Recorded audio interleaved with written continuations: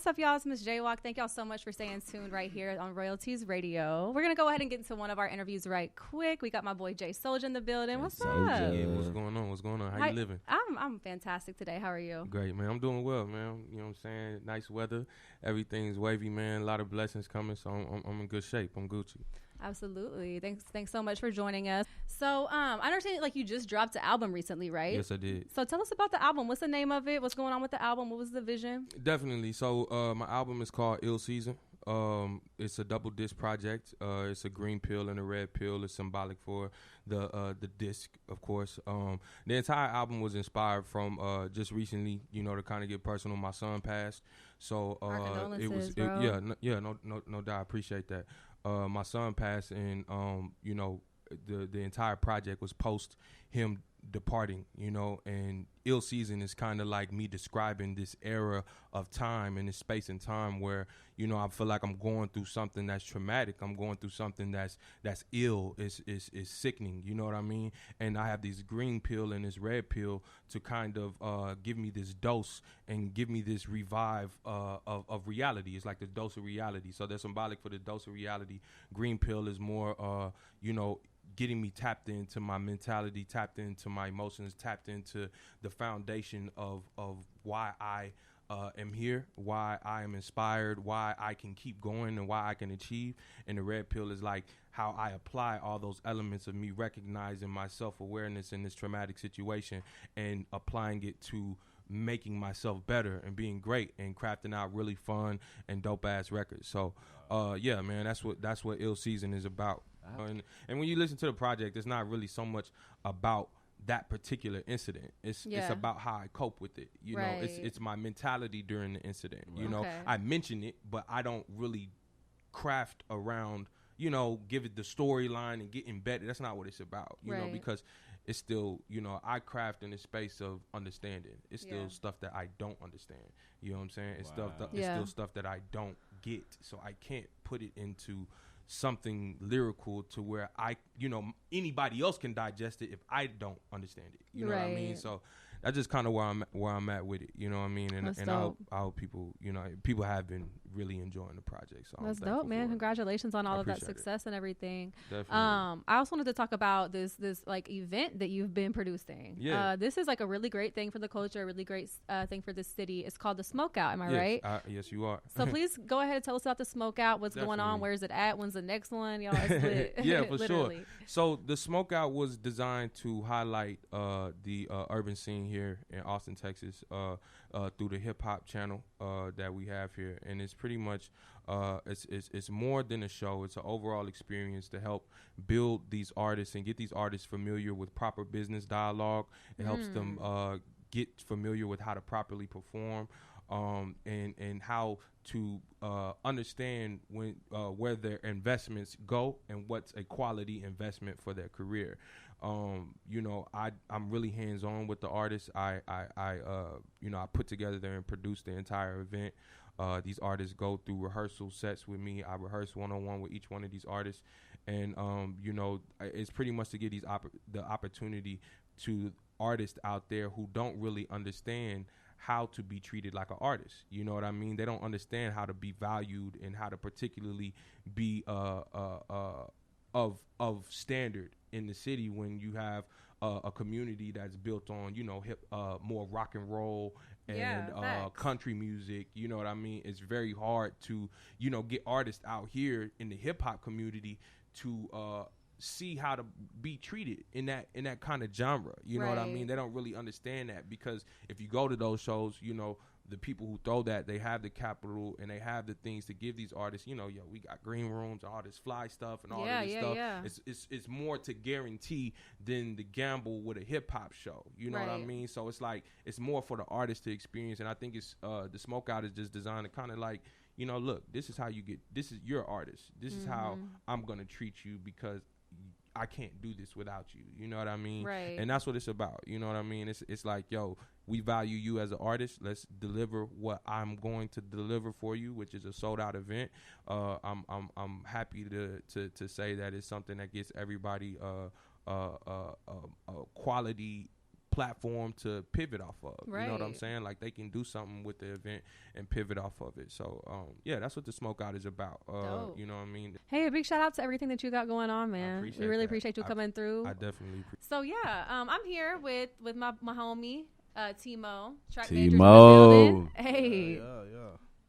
Yeah, so we in here. I understand you work with a lot of people in the city right now, and you have been for a while. Yeah, it's just I've touched many people. Like even Jay Soulja came to me 6 years ago. Yeah. Wow. So literally a young man stepping into his own at that time, and he has this so raw sound. It was like amazing. It's like he's always been like really raw, but like now he's so sharp at everything he does. It's like crazy. You see the growth.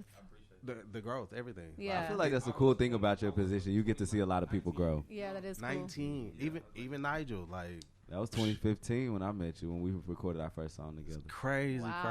Even to Boston, Q, everybody. Yeah. Like, Look at you, Definitely. No, for T-Mo real, been like, putting you in that work really- for years out here. Definitely.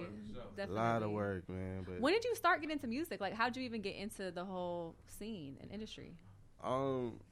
So I actually started producing when I was 13.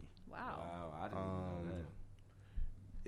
It's been a long road from there. You know, at FL Studio, I had the demo version for like 6 years, having to save the beat, and it exported before I could even save it. So once the beat was done, that was it. I couldn't turn off my computer.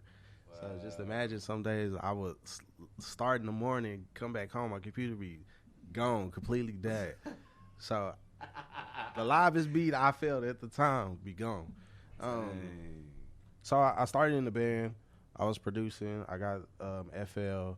I started recording live sound in church. It just kind of elevated from there. He's great, y'all. Just sharpening Really, the though. production, you know, listening to sounds. Like I wake up to sounds. I go to sleep to sounds. Frequencies. That's my life. I'm listening to drums all the time. Like crazy. And we were actually discussing how you are an actual producer. Like, seriously. You will literally bring out the best in an artist. You will make sure it sounds the best. You make sure that people stay in their own lane. Like, right. Right, facts. Right. I'm telling you, I literally love when a producer is just so great that, because Timo and I have worked together a lot. We actually been working together recently. Yes. I'll be working in the studio with him again tomorrow.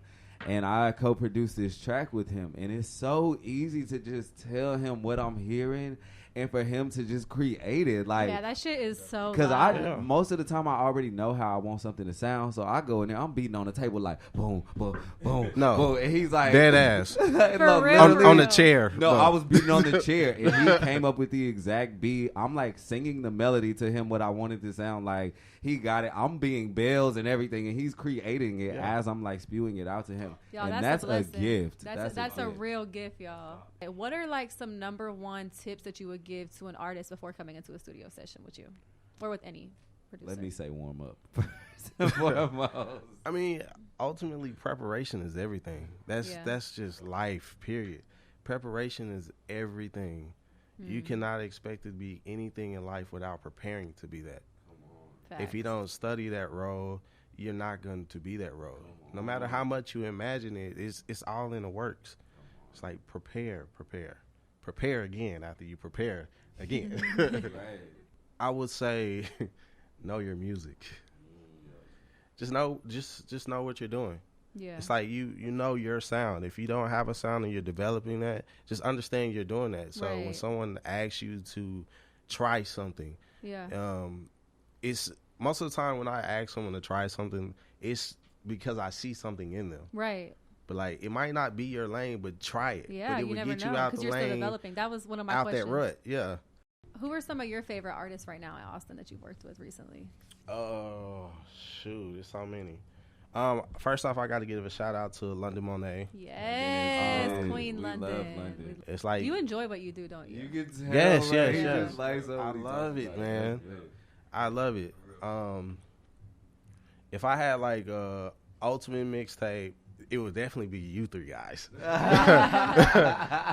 That's like because I would know how to throw the song. Here's the beat. Nigel on the hook. Y'all two have completely different styles. So it's like, marry this together and let's make a real pretty baby. Like, Right. All right. I definitely see Quinn out there. Jay Rich. Tita's Shirt Off Fee. Yes. Like, he got that energy. He's man. Sure do, boy. He's a great performer. He be coming on the track. I'm like, yes, whatever you say. No, I'm legit fans of these people. Like, I love my city so much. Yeah. Yeah. Absolutely. Well, that was Trak Majors, you guys, right here on Royalties Radio. I just want to ask both of you guys before we move on, what motivates you every day to just stay consistent, stay going, stay on the spiritual journey? What is it that motivates you? Right now, it's legacy. Build my legacy. Legacy is everything. Because when we stepped into this role as musicians, like, we sacrifice so much for this. And for our legacy to go unseen and unheard, like, in knowing that it's at my hands. Like, I can't fail for myself. And you're in control. So it hurts even more. It's like you could go to a job and work your ass off at a job and get laid off and it'd be cool. You get another job. But this is you cannot get laid off of this hip hop music. You can't. Yeah. That's crazy. You have to give up, and that's literally dying for us. Bro, the next song I'm about to play is called Don't Give Up. That's so crazy that you just said that. I swear to God, it's in the queue. That's wild. What about you, Soulja? What's keeping you motivated? Literally the same. I mean, you know, my whole entire movement, you know, for life forever, it's tatted on me. You know what I'm saying? That's what it's about. You know, what you do today determines your tomorrow. How do you want to be remembered? You know what I'm saying? Like, correct. Like, we play the game to change the game. You know what I'm saying? Execution. You know, and doing it to the highest capacity at the most quality standard. You know? A big shout out to everybody. The energy is great right here on Royalties Radio, man. We're gonna run a few tracks right quick. Let's rock it out.